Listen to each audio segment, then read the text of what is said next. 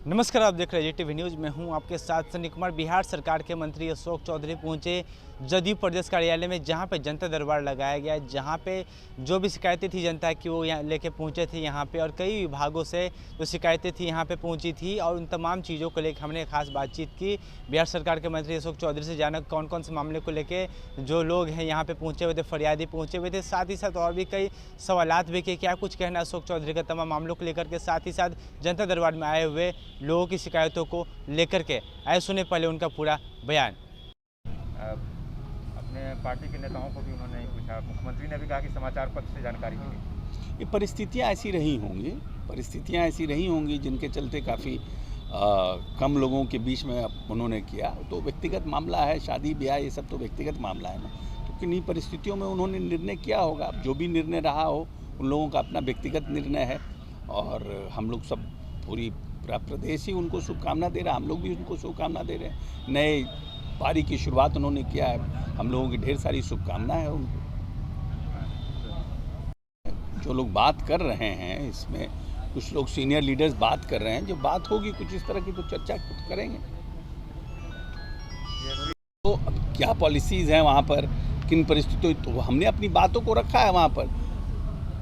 हमने अपनी बातों को रखा है कि किन परिस्थितियों में हमारी स्थिति ये बनी है, हमने कैसे इस बिहार को कहाँ तक लाया है, क्या परिस्थिति थी, किन परिस्थितियों में बिहार हमको मिला, क्या परिस्थिति आज के समय में है और उन परिस्थितियों में हमने बिहार को लाया।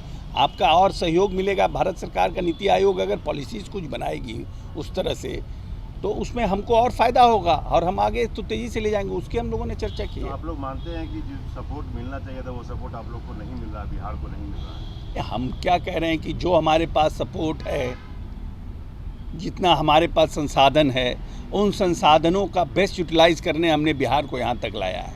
और केंद्रीय अगर सहायता हम लोगों को मिलती है, अगर हमको और मिलता है तो हम और तेज़ी से आगे बढ़ेंगे, बिहार और तेज़ी से आगे बढ़ेगा। सर, एक महत्वपूर्ण सवाल ये है कि शराबबंदी के प्रति कानून सख्त है, लगातार लोग पकड़े जा रहे हैं, लेकिन सिर्फ शराबबंदी के पीछे क्यों पुलिस पर ही, सरकार पर ही, नशाबंदी की तरफ क्यों नहीं बिहार बढ़ रहा है? युवा नस्लें बर्बाद हो रही है, स्मैक का नहीं, नशाबंदी ज़्यादा मामला सामने आ रहा है। नहीं, तो इससे लिए तो माननीय मुख्यमंत्री जी 15 से जो कार्यक्रम बना रहे हैं, तो नशाबंदी के लिए कि हम कैसे आगे और बढ़ सकें, हम कैसे लोगों को जागृत कर सकें, इसके लिए कार्यक्रम का आयोजन कर रहे हैं और जाएंगे लोगों को। ये कोई एक दिन में तो होना नहीं है, हम लोग तो अवेयर कर ही रहे हैं। मुख्यमंत्री जी प्रयास कर रहे हैं अवेयर करने का। जो सामाजिक कुरीतियाँ हैं उनके खिलाफ जन जागरण करने का प्रयास जारी है। एक आपसे विभाग का जुड़ा हुआ मामला है, एक बिल्डिंग मेंटेनेंस पॉलिसी, उसमें क्या कुछ हुआ है, वर्तमान स्थिति क्या है? नहीं, बिल्डिंग मेंटेनेंस पॉलिसी जो है वो हम लोग ला रहे हैं। कुछ विभाग का है राय है कि खुद का अपना खुद मेंटेन करे, तो उस पर राय बन रहा है। अभी कंसेंसस हुआ नहीं है। कंसेंसस होगा जैसे ही जो भी पॉलिसी बनेगी उसकी जानकारी आप लोग को भी देंगे। सर, यूपी चुनाव को लेकर लंबे समय से चर्चा हो रही है, कुछ अभी तक क्लियर नहीं हो रहा आप लोग का बीजेपी के साथ। सर, आज दरबार में किस तरह के अधिक मामले आए, आप लोग आपने देखा बातचीत? बाहर भी लगा जनरल विंटर्स का समय है तो नेचुरली अच्छा है ना, धूप में बैठ के बात करें लोगों को। पार्टी वर्कर का तो अपना डिफरेंट तरीका, कुछ एजुकेशन का था, कुछ जल संसाधन का मामला था। जल संसाधन मंत्री जी आज माननीय मुख्यमंत्री जी के साथ बख्तियारपुर में हैं, तो उनका एप्लीकेशन ले करके और माननीय मंत्री जी से बात करेंगे। तो पब्लिक कंसर्न का जो रहता है उस तरह के मामले थे। आज 15 दिसंबर के बाद मुख्यमंत्री का क्षेत्र दौरा की बात थी, इसमें कुछ काम हो रहा है क्या? नहीं, हम लोग को भी अभी ऑफिशियली हम लोगों को जानकारी नहीं है कि लेकिन 15 के बाद 16 के बाद, क्योंकि ट्रेडिशनली माननीय मुख्यमंत्री जी घूमते हैं कुछ न कुछ इशू लेकर के, और उन्होंने बोला भी है, प्रेस वेस में कहा है कि हम जाएंगे, तो हमको लगता है 15 के बाद उनका कार्यक्रम लगेगा। बिहार के विभिन्न जगहों पर प्रमंडलीय हेडक्वार्टर हो, जहाँ पर माननीय निर्णय करते हैं, उसके बाद कार्यक्रम लगेगा। इस बार टॉपिक क्या है, मुद्दा क्या रहेगा? जो सामाजिक कुरीतियाँ हैं और जो डेवलपमेंट है उस सब पर बात करेंगे, लोगों से उनको अवेयर करेंगे। शराबबंदी है, बाल विवाह है, दहेज प्रथा है, इसके ऊपर लोगों को अवेयर करेंगे, जागृति लाएंगे कि क्यों हम बार बार इन्फेसाइज कर रहे हैं इन सब चीज़ों पर, और जो डेवलपमेंट का इश्यूज़ है उस सब पर बात करेंगे। अक्सर ये कहता है कि जब नीतीश कुमार जाते हैं क्षेत्रों में तो मतलब मिलने नहीं दिया जाता है आम लोगों से, उन्हें मिलते नहीं है, तो ये दूरी बनी रहती है। नहीं, ये तो हमको लगता है ये उचित नहीं है। अभी गए हैं तारापुर, 2 दिन पहले हमारे साथ गए थे, सब लोगों को, पार्टी के सभी लोगों ने अपनी अपनी बात कही, सब लोगों के उसको सुने भी हैं, ऐसा बात नहीं है। विरोधी का कहना है कि और माननीय मुख्यमंत्री जी तो हर सोमवार को ही जनता दरबार लगा के लोगों से मिल रहे हैं, तो नहीं मिलने कैसे दिया जाता?